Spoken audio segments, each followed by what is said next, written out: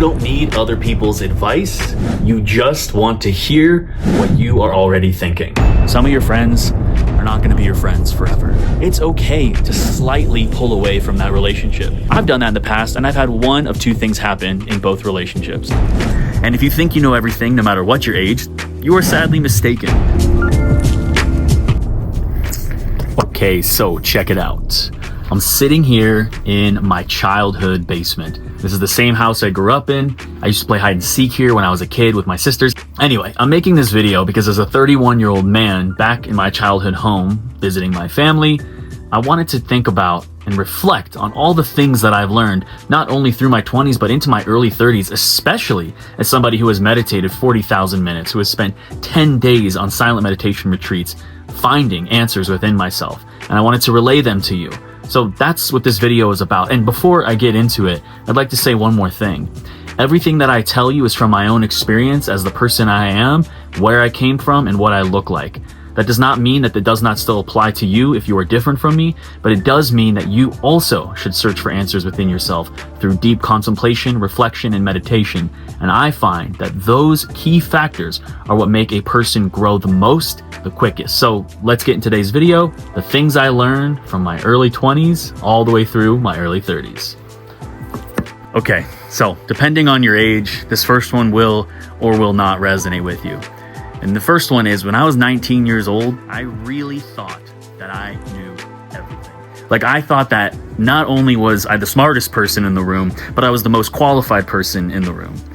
The thing about this is blissful ignorance, meaning that I was so ignorant that I was in a state of bliss, always thinking that I was correct. So if you're 19 years old, I'm here to tell you that you don't know everything. And if you think you know everything, no matter what your age, you are sadly mistaken. Because the truth is that the wisest people, which I learned later in life through my own experience, know they know nothing. The more you learn, the more you understand how little you actually know. Lesson number 2, something that I learned in my later 20s.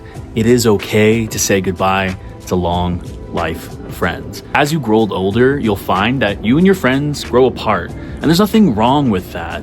And there are times where some of your friends and you grow so far apart that you stop seeing the commonalities in one another. It's just part of growing up. And the best part is as you grow apart from other friends, you find new friends that you can then become close with. So it's important to just accept the fact that some of your friends are not going to be your friends forever. As you grow older and you stop being around these people all the time, you stop seeing them at school, you stop visiting them in different places around your town, understand that you're going to have to make efforts to keep the friends that you want. And so you might want to be a little selective. If somebody's not meeting your energy, if somebody's not showing up for you and not giving you the time of day that you deserve and not respecting your time, it's okay to slightly pull away from that relationship. I've done that in the past, and I usually see one of two things happen. The first, that friend and you slowly start to drift apart, and you start to see that really, as you grow older, you're not that similar anymore. The other option that I've also seen happen is it jeopardizes the friendship in a way where it actually reinvigorates the friendship because the other party is now realizing that they could lose you as a friend. So it's important to respect your own time and make sure that people respect yours. Okay, my next lesson for you is a really good one. You have more answers within yourself than you can imagine. You don't need other people's advice. You just want to hear what you are already thinking. You have all the answers you seek. It's simply a process of accessing them. And the best way to do that is by quieting the mind and tuning in with your intuition. So how do we do this? We meditate, my friend. We simply meditate. By quieting the mind through deep meditative practices, we can find the answers we seek. So let me tell you a story about how I discovered this. Back in 2020, when the world shut down, I went through a career crisis. And in the past, whenever I had a problem, I always reached out to friends and family to help guide me to my solution. But this time, something was different. This time, I was sick of asking others for help, sick of asking others for advice. And so I told myself, after a long conversation with one of my friends, that I know I had the answers. I just had to look within myself. On that day, I made a pact to myself that I would meditate every single day for 1 year. And guess what? I did it. I meditated anywhere from 15 to 30 minutes every single day for 1 year. By quieting my mind through meditative practices, I was able to connect to myself, connect back to who I really am, and discover what it really was that I was searching for. Spoiler alert, the answer that I found was not what I expected. So here's my advice to you. Next time you run into an issue, next time you run into a problem, instead of immediately looking to others, asking them for their advice, which, by the way, they're only going to give you based on their own experiences, I encourage you to sit with yourself, sit in a meditative position, quiet your mind, and find the answer within yourself. It is there. It's always there. It's simply a matter of quieting the mind, tuning in, and paying attention.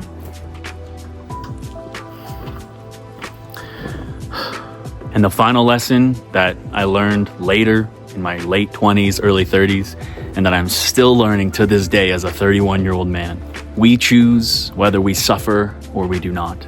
Let me tell you a little story about how I learned this. A few years ago, after years of consistent meditation, I found that I was able to be aware of my thoughts as I was having them. But it wasn't until I picked up a psychology textbook and learned about Buddhist psychology that this truth came to light. See, in Buddhism, it's taught that we suffer because we have an attachment to certain things, and that if we let go of this attachment, our suffering will cease. We have the choice of whether we want to suffer or not. It's plain and simple. This profound truth still hits me in waves to this day, and it is still something that I practice every day. So my lesson and my advice to you is, next time you find yourself suffering, ask yourself, what am I attached to?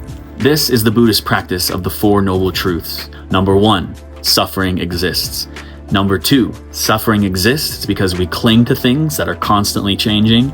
Number 3, we can end our own suffering. And number 4, we do that by being good people, acting wholesomely, by accepting the fact that things are always going to change. If you guys like this video, let me know in the comments below. Hit me with a like and a subscription. By the way, I'm taking requests. If you have any ideas for other videos, if you want to hear more lessons that I've learned in my time alive, or if you just want to chat, leave a comment below. I read all of them. May you be well, may you be peaceful, and remember, we can live a happy and peaceful life if we choose to.